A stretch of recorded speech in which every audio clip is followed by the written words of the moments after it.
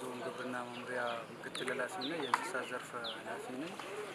ያው በዛሬው ዕለት እያየነው ያለውን የሌማት ትሩፋት አካል የሆነውን አንዱ የዶሮ ልማት ስራ ያው ከዚህ በፊት በሁለት መንገድ ነበረ ሲሰራ የነበረው። አንዱ በዶሮ በመንደር ደረጃ አርሶ አደሩን ተጠቃሚ ለማድረግ 5-10-25 ፓኬጅ ተቀርጾ እየተሰራ ነበር የነበረው። ሁለተኛ በከተማ ደረጃ የእንቁላል ችግርን ለመፍታት ስፔሻላይዜሽን በሚል እየሰራን ነበረ። ስፔሻላይዜሽን ማለት በ500 በላይ እስከ 1000 ከ1000 እስከ 2000 እና ከ2000 እስከ 5000 ድረስ ያለውን ፓኬጅ ነው የሚይዘው።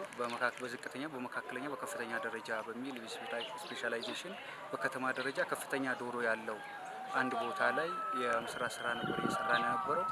አሁን ሶስተኛ ኢኒሺዬቲቭ አድርገን እየሰራን ያለ ነው። ያው ዛሬ በግብርና መምሪያ የጀመርነው የግብርና በየተቋሙ ክፍት ቦታዎች አሉ። ይህን ክፍት ቦታ በመጠቀም በየቢሮ ያለው ባለሙያ ጎን ለጎን ይሄንን እየሰራ ከኑሮ ውድነት አንጻር እንቁላል ወደ ቤት እንዲወስድ የማድረግ ስራ ለማድረግ ነው የጀመርነው። ያው ከራሳችን ተቋም ጀምረናል።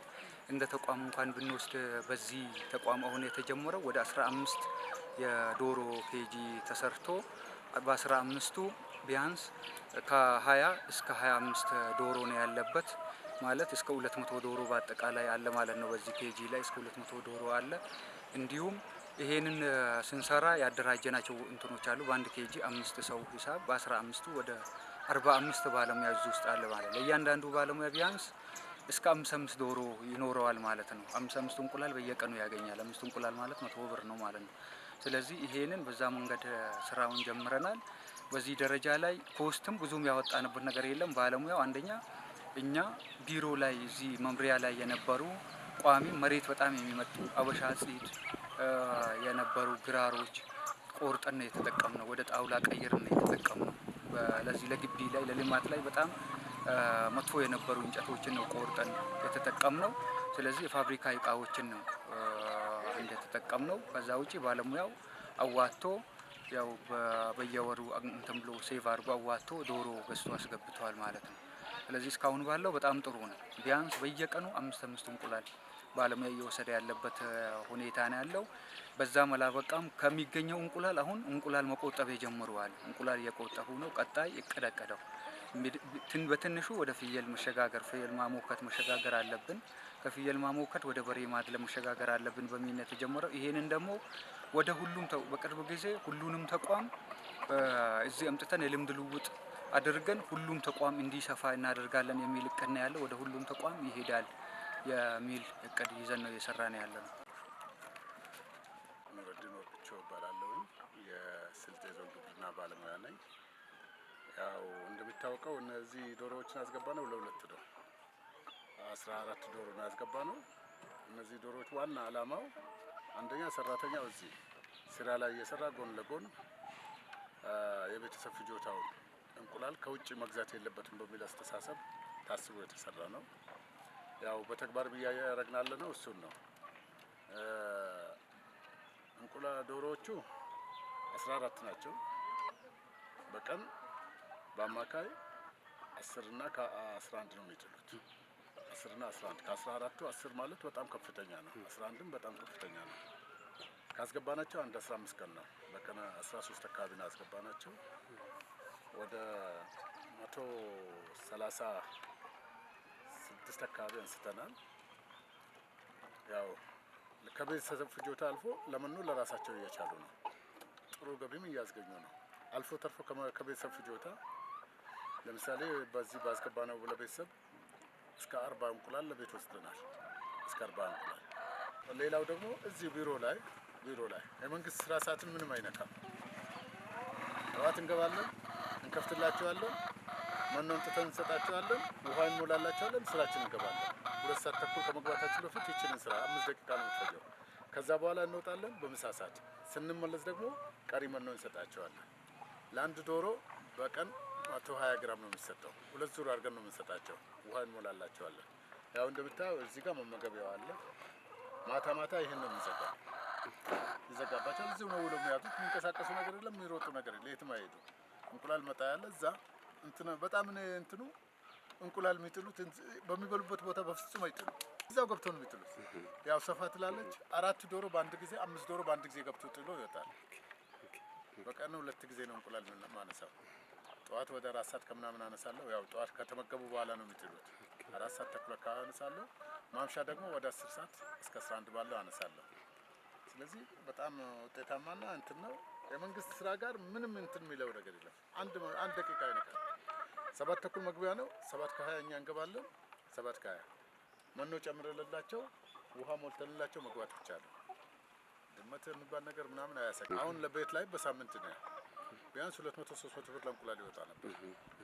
በወር ኦልሞስት ከ1000 በላይ እናወጣ ነበር ለልጆች የግድ ፕሮቲን ስለሚያስፈልጋቸው። ስለዚህ ያን ፕሮቲን ደግሞ አሁን እዚህ ጋር ያሟላል። አመሰግናለሁ። ያው ስሜ አለማየሁ ደለለ እባላለሁ። የከበት ከተማ ግብርና ልማት የእንስሳት ሀብት አስተባባሪ ነኝ።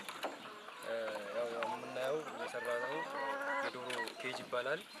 ይሄ ዶሮ ኬጅ አነስተኛ ግቢ ያላቸው እና በክራይ የሚኖሩ ማህበረሰቦችን ዶሮ አርብተው ተጠቃሚ እንዲሆኑ የተፈጠረ ያው ፈጠራ ነው ይሄኛው።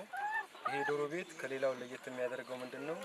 አንድ ሰው ያለውን እቃ ከአንዱ ቦታ ወደ አንዱ ቦታ እንደሚያንቀሳቅሰው ሁሉ ከተከራየበት ግቢ ለቆ ሲወጣ ወደ ራሱ ግቢና ወደ ሌላ ግቢ ሲወጥ ያው ይዞ እየተንቀሳቀሰ እና ባለበትም ቦታ ደግሞ በአነስተኛ ጥሩ ምርት እንዲያገኝ የሚያስችል የዶሮ ኬጅ ነው።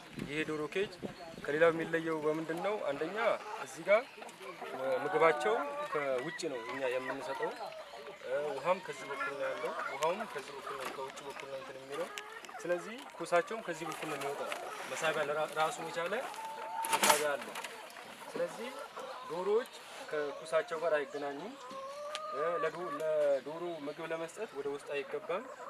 ለዶሮ ውሃ ለመስጠት ወደ ዶሮዎች ቤት ወደ ውስጥ አይገባም። ያ ማለት ምንድነው? ከሰው ወደ እንስሳ ከእንስሳ ወደ ሰው የሚስተላለፍን ዞኖስ የሚባል በሽታን ወደ ውስጥ አናስገባም ማለት ነው። ሌላኛው ምንድነው? የምንሰጣቸውን ምግብ ኢፌክቲቭሊ ወደ ሆዳቸው ነው የሚገባው ማለት ነው። አንደኛ የቧጨሩ የሚደፋፋ ምግብ የለም። ውሃቸውም የሚደፋፋ ውሃ የለም። ወደ ውጭ ነው የሚሆነው። ስለዚህ ኩሳቸውን ካልረገጡ፣ ኩሳቸውን ካልነኩ ሽታ የሚባል ነገር የለውም ማለት ነው። ሽታ የሚባል ነገር የለውም። የሰውም ልጅ ገብቶ ወደ ውስጣቸው ካልገባ በሽታ አይተላለፍም። ስለዚህ ከበሽታ ማስተላለፍ አንፃር ይሄኛው ከሌሎቹ ቤት ላይ ከሚረባውና ልቅ ላይ ከሚረባው የተሻለ ነው። አውሬ በላብኝ አይባልም። በሽታ ተይዞ ሞተ የሚባል የበሽታ የማስተላለፍ ሂደቱ እጅግ አነስተኛ የሚባልና በትንሽ ቦታ ጥሩ ምርት ማግኘት የሚቻልበት ነው። ስለዚህ ይሄ ኬጅ የተጀመረው የዛሬ እንደ ዞናችን 4 ዓመት ሆኖታል። በየቦታው በወራቤም ደረጃ ከበት ከተማም ላይ በተለያዩ ቦታዎችም ላይ ያው እየተንቀሳቀስን በማህበር ነው የምንሰራው።